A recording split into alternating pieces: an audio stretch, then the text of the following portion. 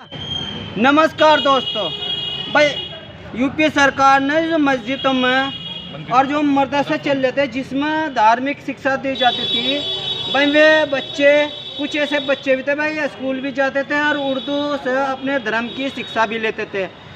तो सरकार ने एक ऐसा कानून लाया कि भाई इन पर मान्यता नहीं है, इन्हें बंद करने का जो आदेश किया। तो इसी पक्ष में ये लोग डीएम से जो मिलने जा रहे हैं और मिल कर आए, इन्हीं से जानेंगे कि भाई वे मदरसे हमारे धर्म के लिए अनिवार्य हैं, उनमें किसी भी तरह की कोई भी ऐसी शिक्षा नहीं दी जाती जो देश के विरुद्ध हो। हाँ, उनमें वैसी शिक्षा दी जाती है जो धर्म का आचरण कर लेते हैं, भाईचारे की शिक्षा दी जाती है। और हम उन्हीं से पूछेंगे। आज आगे को आ जाओ। जो आज आप डीएम ऑफिस आए तो क्या कारण है जी? आज हम मुजफ्फरनगर शिक्षा विभाग के 12 मदरसों के खिलाफ शिक्षा विभाग ने एक गैरकानूनी आदेश पारित किया है कि इन मदरसों को बंद कर दिया जाए। अगर ये लोग बंद नहीं करते हैं, इस पर 10,000 रुपये रोज़ के हिसाब से जुर्माना किया जाए, जो कि कतई असंवैधानिक और गैरकानूनी है। मदरसे स्कूल शिक्षा नियम के अंतर्गत नहीं आते। 1995 में एक एक्ट बना था, उसमें मदरसा और धार्मिक संस्थानों को इससे अलग कर दिया था। क्योंकि मदरसों में धार्मिक शिक्षा होती है, इसलिए उनका पंजीकरण कराना कहीं अनिवार्य नहीं है। तो सर ये सरकार ये भी तो सोच रही है कि जो इनके बच्चे हैं इन्हें तकनीकी शिक्षा दी जाए, तो कंप्यूटर की और बड़ी बड़ी मशीनें आ रही है, इनके बारे में अवगत करा ताकि इन्हें रोजगार मिल सके। ये भी तो सरकार सोच रही होगी जी। उत्तर प्रदेश के अंदर 25,000 मदरसे हैं। उन 25,000 मदरसों में से 16,500 मदरसे मान्यता प्राप्त हैं, उनमें हो रही है वो सब। हमारी मांग ये भी है कि जो बाकी मदरसे बचे हुए हैं जो मान्यता प्राप्त नहीं हैं, उनको सरकार मान्यता दे और कायदे कानून से चलाए उन्हें बंद करने का क्या अधिकार है। तो सरकार ये भी तो सोच रही है कि भाई जो मान्यता प्राप्त स्कूल है या मदरसे है, सरकारी सहायता हम किन दे। अगर नाराज हो गए भाई वे अगर मान्यता प्राप्त और मान्यता प्राप्त, तो ये भी तो हो सकता है कि सरकार इन्हें जो ऐड करने के लिए कोई योजना बना रही हो।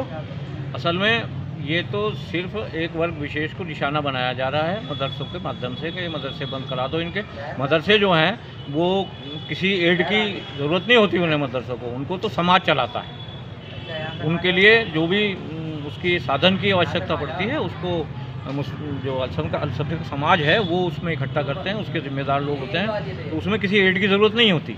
तो सर ये बताइए उन मदरसों में किस तरह की शिक्षा दी जाती है? कुरान पाक पढ़ाई जाती है, कोई अन्य चीज़ें भी पढ़ाई जाती है? देखने वालों को बताओ। मदरसों के अंदर धार्मिक शिक्षा दी जाती है, उसमें सभी तरह की शिक्षा होती है।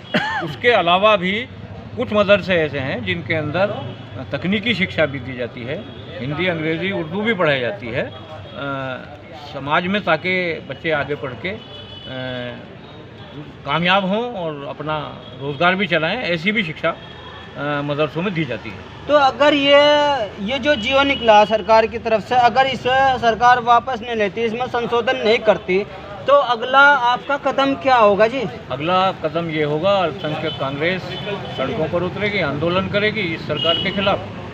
जो भी लोकतांत्रिक तरीके से विरोध किया जा सकता है, हम पूरा विरोध करेंगे। तो आप अपना जो पूरा जो पता परिचय बताइए, कौन हो आप और किन संस्था से जुड़े हैं जी? मैं हकीम ज़फ़र महमूद हूँ, अल्पसंख्यक विभाग का जिला अध्यक्ष हूँ मुजफ्फरनगर का, कांग्रेस पार्टी। तो अभी आप डीएम से मिलने जा रहे जी? डीएम साहब से मिलके ज्ञापन देकर आए हैं। उनसे हमने मांग की है कि ये ज्ञापन हमारा राज्यपाल महोदय के यहाँ पहुँचाया जावे, और राज्यपाल से हमने मांग की है कि इस गैरकानूनी आदेश को तुरंत वापस लिया जावे, ताकि शिक्षा का जो ये राजनीतिकरण ये करने जा रही है बीजेपी सरकार, ये ना हो और किसी एक वर्ग विशेष को न दबाया जाए। तो सर आप ये मुजफ्फरनगर में कितने ऐसे मदरसे हैं जिनको नोटिस आया बता सकते हैं? 12 मदरसों को नोटिस आया था।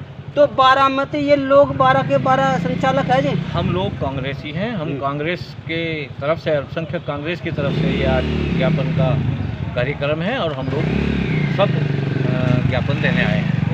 अब सर जैसे कि उनके बच्चे वहाँ जो धर्म की तालीम हासिल करते हैं, वो उनके बच्चों के माँ बाप इस आवाज़ को क्यों नहीं उठा रहे? आप ही क्यों उठा रहे जी एक राजनीतिक तौर पर जी? असल में क्या है, देखिए हमारा जो वर्ग है, हम जिससे ताल्लुक़ रखते हैं, वो सब लोग बेचारे कमज़ोर हैं, मजदूर पेशा लोग हैं। हम लोग हमेशा से कांग्रेस मजलूम की, दबे की, पिछड़े की, गरीब की आवाज़ उठाती आई है। इसीलिए हमारा ज़ाती जिम्मेदारी बनती है कि हम लोग इसकी आवाज़ उठाएं, और हम लोगों ने आज इसकी आवाज़ उठाई है और ये ज्ञापन दिया है। देखिए भाई, ये जो भी लोग थे भाई अच्छे काम कर रहे हैं। मदरसों में जो तालीम होती है भाई, उससे कारी बनता है और एक बहुत अच्छा धर्मात्मा बनता है। वो जो कि अगर समाज में कोई गलत काम होता है उसे समझाता है, और वो जो गलत कर रहा है वो समझ कर भाई उसे छोड़ भी देता है। तो धर्म की शिक्षा भी जीवन का जीने का एक बहुत बड़ा माध्यम है, जीवन का जीने का तरीका है। तो मैं डीएम ऑफिस से मास्टर नीरज शेर सिंह, जय हिंद, जय भारत, जय रविदास, जय माँ बाप। पर भाई